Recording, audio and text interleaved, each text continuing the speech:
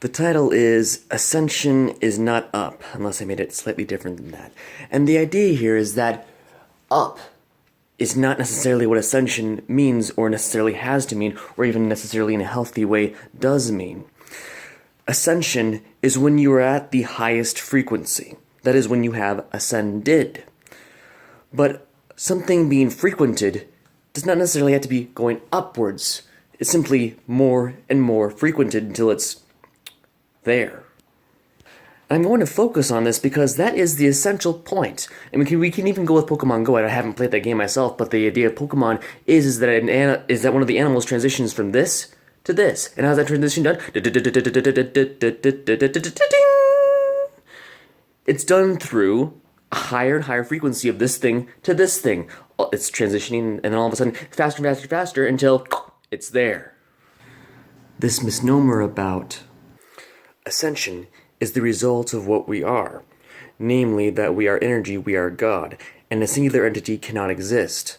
Thus, we have differences. The quintessential thing about differences is the word, or the phrase, or the idea, black holes. Black holes are the opposite, which is to say the opposite side of light, or a star.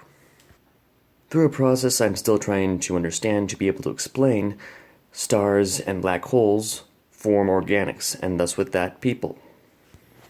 There's another direction that we could go at it as well. So now we're ascended, we're in the white light all the time. Now what? Ascension isn't up, it's around you.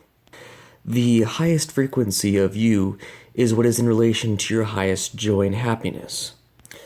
The basic amnesia that has created not just reality, but this hellish reality, is the idea that safety brings joy.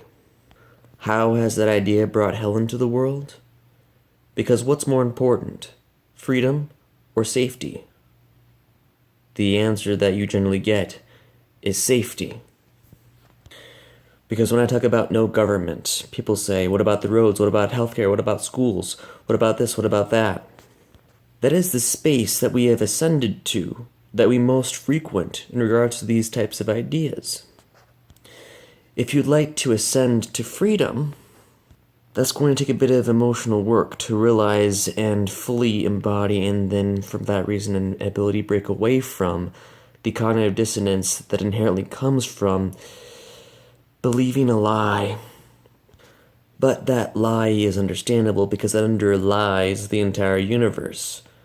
Namely, it is the amnesia of the self, and the question that we have to ask and understand, embrace, discuss, philosophize upon is, how can we dance with the universe, with ourselves, with the all that is, without going out of existence? Either through being so objective that we objectify ourselves right out of existence, or hold to moral relativism such that we don't take any qualms about murder, rape, and pedophilia going on all around the world. You look upon world leaders kindly in a sense. You participate in the process. And then you're shocked, completely shocked, when priests are revealed to be pedophiles and when politicians are revealed to lie.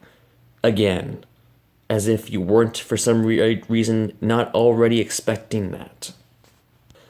Ascension is not up, and we are already at an ascended state. We have ascended into hell. Our most frequent spot right now is hell.